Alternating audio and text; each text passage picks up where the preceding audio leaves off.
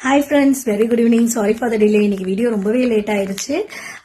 மனசுல பட்டது சீரீஸ் 5. இன்னைக்கு என்னன்னா, திண்ணையில இருந்தவனுக்கு திக்குன்னு வந்துச்சா அப்படின்னு ஒரு பழமொழி இருக்கு. அந்த பழமொழிக்கான அர்த்தத்தை இப்ப பாப்போமா?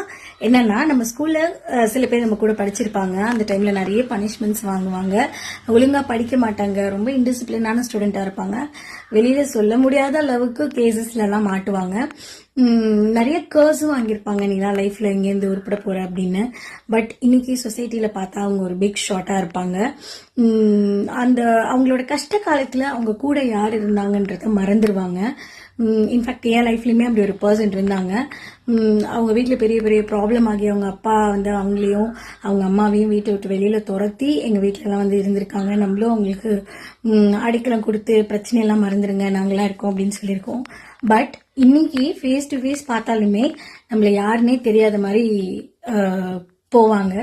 அந்த மாதிரி பர்சன் உங்களோட லிஸ்ட்லயும் இருப்பாங்கன்னு நினைக்கிறேன். இருந்தாங்கன்னா கண்டிப்பா கமெண்ட்ல சொல்லுங்க. இது மாதிரி திண்ணையில இருந்தவனுக்கு திக்குன்னு வந்த மாதிரிலாம் நமக்குலாம் வராது. நம்ம ஓடிதான் ஆகணும், உழைச்சுதான் ஆகணும். அந்த மாதிரி திடீர்னு வர்றது நமக்கு நிலைக்காது, நிம்மதியும் கொடுக்காது. ஸோ அதுவரை ஓடுவோம், உழைப்போம். Happy weekend. பாய்.